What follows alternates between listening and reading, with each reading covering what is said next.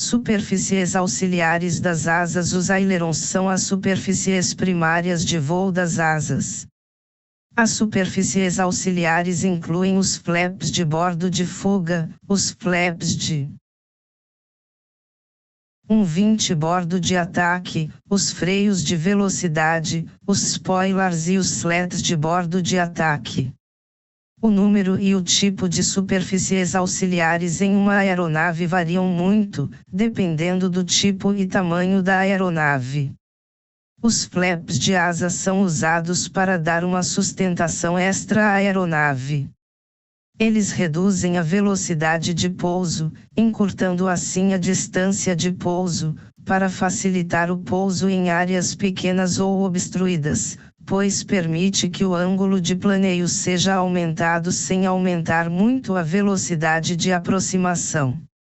Além disso, o uso dos flaps durante a decolagem reduz a corrida de decolagem. A maioria dos flaps são conectados às partes mais baixas do bordo de fuga da asa, entre os ailerons e a fuselagem.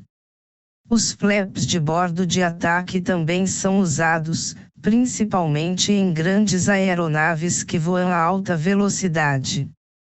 Quando eles estão recolhidos, eles se encaixam nas asas e servem como parte do bordo de fuga da asa.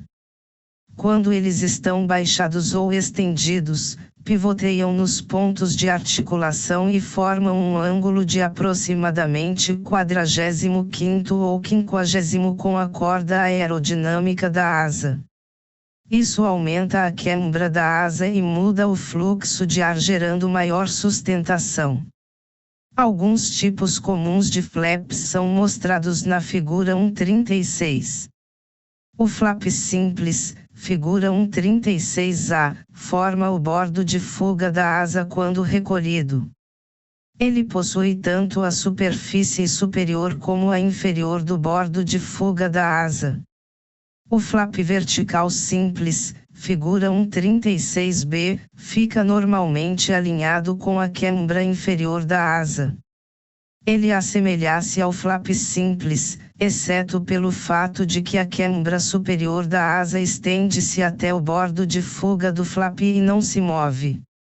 Geralmente esse tipo de flap não passa de uma chapa de metal presa por uma grande dobradiça. As aeronaves que requerem uma área alar extra para ajudar na sustentação, geralmente utilizam flaps deslizantes ou Fowler, figura 1.36c. Esse sistema, tal como no flap ventral, guarda o flap alinhado com a quebra inferior da asa. Mas ao invés do flap simplesmente cair preso por um ponto de articulação, seu bordo de ataque é empurrado para trás por parafusos sem fim. Figura 1.36 flaps das asas. Essa atuação provoca um efeito normal do flap e, ao mesmo tempo, aumenta a área alar. A figura 1.37 mostra um exemplo de flap deslizante, com 3 fendas, usado em algumas aeronaves de grande porte a jato. Esse tipo gera grande sustentação, tanto na decolagem como no pouso. Cada flap consiste de um flap dianteiro, um flap central e um traseiro. O comprimento da corda de cada flap se expande à medida que este é estendido, aumentando em muito a sua área. As fendas entre os flaps evitam o descolamento do fluxo de ar sobre a área. Figura 1.37 flap deslizante com 3 fendas. O flap de bordo de ataque, figura 1.38, é semelhante em operação ao flap simples, ou seja, ele é articulado pelo lado inferior, e quando atuado, o bordo de ataque da asa estende-se para baixo para aumentar a quebra da asa. Os 1.21 flaps de bordo de ataque são utilizados em conjunto com outros tipos. Figura 1.38 seção em corte de um flap de bordo de ataque. A figura 1.34 mostra a localização dos flaps de bordo de ataque em uma aeronave multimotora de grande porte a jato. Os 3 flaps do tipo Kruger estão instalados em cada uma das asas. Eles são peças de magnésio fundidas e torneadas com nervuras e reforçadores integrais.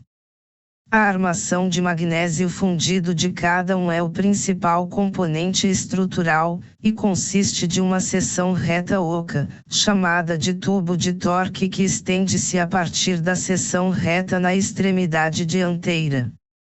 Cada flap de bordo de ataque possui 3 dobradiças tipo cotovelo, pescoço de ganso, presas a encaixes na parte fixa do bordo de ataque da asa, e há também uma carenagem para as articulações instalada no bordo de fuga de cada flap. A figura 1.39 mostra um típico flap de bordo de ataque, recolhido com uma representação da posição estendida. Os freios de velocidade, algumas vezes chamados flaps de mergulho, ou freios de mergulho, servem para reduzir a velocidade de uma aeronave em voo. Esses freios são usados durante descidas íngremes ou durante a aproximação da pista para o pouso. Eles são fabricados em diferentes formas, e sua localização depende do desenho da aeronave e da finalidade dos freios. Os painéis do freio podem localizar-se em certas partes da fuselagem ou sobre a superfície das asas. Figura 1.39 Flap de bordo de ataque.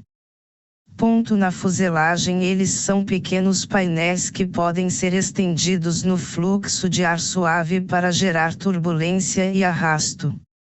Nas asas, os freios podem ser canais de múltiplas seções que se estendem sobre e sob a superfície das asas para romper o fluxo suave do ar.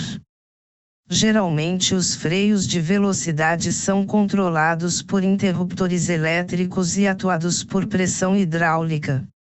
Outro tipo de freio aerodinâmico é uma combinação de spoiler e freio de velocidade. Uma combinação típica consiste de spoilers localizados na superfície superior das asas à frente dos ailerons. Quando o operador quer operar tanto os freios de velocidade como os spoilers, ele pode diminuir a velocidade de voo e também manter o controle lateral. Os spoilers são superfícies auxiliares de controle de voo, montados na superfície superior de cada asa, e operam em conjunto com os ailerons, no controle lateral. A maioria dos sistemas de spoilers também pode ser estendido simetricamente para servir como freio de velocidade. Outros sistemas contêm spoilers de voo e de solo separadamente. A maioria dos spoilers consiste de estruturas de colmeia coladas em um revestimento de alumínio. São fixados às asas através de encaixes articulados que são colados aos painéis de spoiler. Compensadores. Um dos mais simples e importantes dispositivos auxiliadores do piloto de uma aeronave é o compensador montado nas superfícies de comando. Apesar do compensador não tomar o lugar da superfície de comando, ele é fixado a uma superfície de controle móvel e facilita seu movimento ou o seu balanceamento. Todas as aeronaves, com exceção de algumas muito leves, são equipadas com compensadores que podem ser operados da cabine de comando. Os compensadores de algumas aeronaves são ajustáveis apenas no solo. A figura 1.40 mostra a localização de um típico compensador de Leme. 1.22 Figura 1.40 Localização típica do compensador de controle do leme de direção. Trem de pouso. O trem de pouso é o conjunto que suporta o peso da aeronave no solo e durante o pouso. Ele possui amortecedores para absorver os impactos do pouso e do táxi. Através de um mecanismo de retração, o trem de pouso fixa-se à estrutura da aeronave e permite ao trem estender e retrair. O arranjo do trem de pouso geralmente tem uma roda de bequilha ou de nariz. Os arranjos com trem de nariz geralmente são equipados com controle direcional, e possuem algum tipo de proteção na cauda, como um patinho ou um amortecedor de impacto, bumper. Através de rodas e pneus, ou esquis, o trem de pouso forma um apoio estável com o solo durante o pouso e o táxi. Os freios instalados no trem de pouso permitem que a aeronave seja desacelerada ou parada durante a movimentação no solo. Revestimento e carenagens. Quem dá o acabamento liso à aeronave é o revestimento. Ele cobre a fuselagem, as asas, a empenagem, as nacelles e os compartimentos. O material geralmente usado no revestimento de aeronaves é a chapa de liga de alumínio, com tratamento anticorrosivo. Em quantidade limitada usa-se também o magnésio e o aço inoxidável. As espessuras dos revestimentos de uma unidade estrutural podem variar, dependendo da carga e dos estresses impostos dentro e através de toda a estrutura. Para suavizar o fluxo de ar sobre os ângulos formados pelas asas e outras unidades estruturais com a fuselagem, utilizam-se painéis estampados ou arredondados. Estes painéis ou revestimentos são chamados de carenagens. As carenagens são muitas vezes chamadas de acabamento. Algumas carenagens são removíveis para dar acesso aos componentes da aeronave, enquanto outras são rebitadas à estrutura da aeronave. Portas e janelas de acesso e inspeção. As portas de acesso permitem a entrada ou saída normal ou em emergência em uma aeronave. Elas também dão acesso aos pontos de lubrificação, abastecimento e dreno da aeronave. As janelas de inspeção dão acesso a partes particulares de uma aeronave durante sua inspeção ou manutenção. Podem ser presas por dobradiças ou totalmente removíveis. Elas são mantidas na posição fechada através de garras e travas, parafusos, dispositivos de soltura rápida ou presilhas. As janelas de acesso removíveis geralmente possuem um número que também é pintado no compartimento que ela fecha, outras têm impresso o nome do compartimento respectivo. Estruturas de helicóptero, tal como as fuselagens das aeronaves de asa fixa, as fuselagens de helicópteros podem ser formadas por uma treliça de tubos soldados ou alguma forma de construção monocoque. Apesar de suas configurações de fuselagem variarem muito, a maioria das fuselagens de helicóptero utilizam membros estruturais semelhantes aos utilizados nas aeronaves de asas fixas. Por exemplo, a maioria dos helicópteros possuem membros verticais como as paredes, falsas nervuras, anéis e cavernas. Eles também possuem membros longitudinais como vigas de reforço e longarinas. Além disso, as placas de reforço, juntas e o revestimento, ajudam a manter os outros membros estruturais unidos. 23 As seções básicas de fuselagem e cone de cauda de um helicóptero típico são estruturas convencionais, metálicas e rebitadas incorporando paredes de liga de alumínio, vigas, canais e reforçadores. Os painéis de revestimento que sofrem estresse podem ser lisos ou possuir rebordos. A parede de fogo e o compartimento do motor são geralmente de aço inoxidável. O cone de cauda é geralmente semi-monocoque com paredes modeladas em alumínio, com longarinas estrudadas e painéis de revestimento, ou de tubos de aço soldados. Os componentes estruturais maiores de um tipo de helicóptero são mostrados na figura 1.41.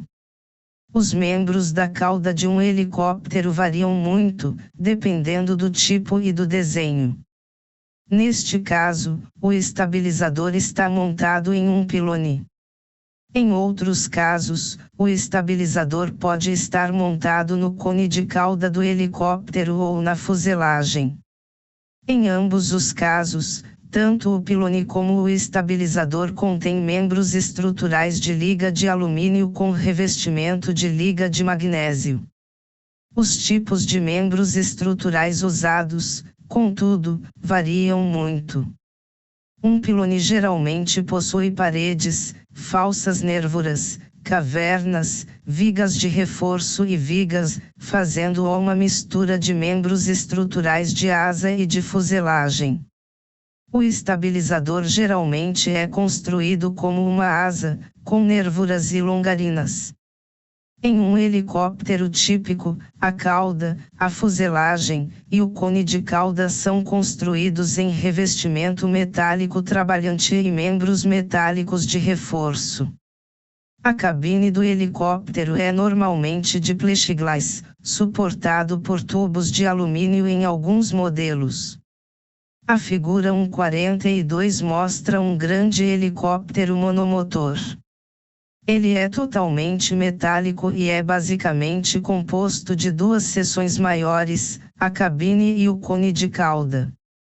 A seção da cabine é também dividida entre o compartimento de passageiros e o compartimento de carga. São nesses compartimentos que são transportados tripulação, passageiros, carga, tanque de combustível e óleo, controles e grupo motopropulsor. Em helicópteros multimotores, os motores são geralmente montados em nacelles diferentes.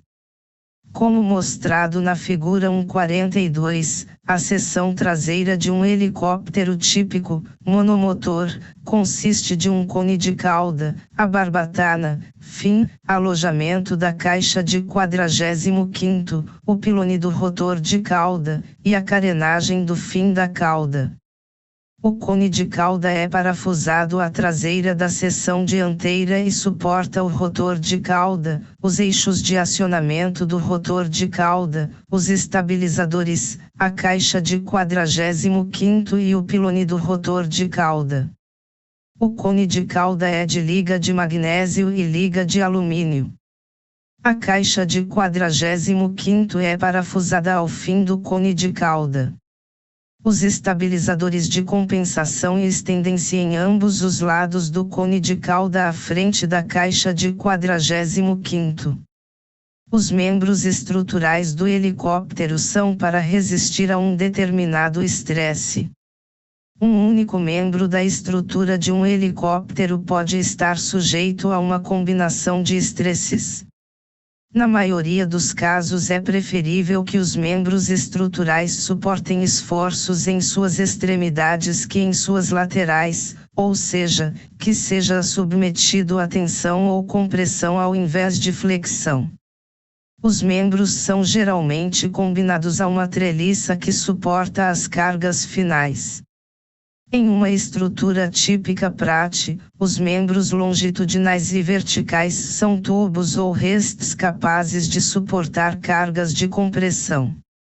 Os membros não estruturais que não são removíveis do helicóptero geralmente são fixados por rebitagem ou por soldagem a ponto. A rebitagem é o método mais comum para a fixação de chapos de liga de alumínio. As partes que podem ser removidas da estrutura do helicóptero são geralmente parafusadas. Usam-se materiais transparentes para os para-brisas e janelas e, às vezes, para cobrir partes que requeiram uma inspeção visual frequente.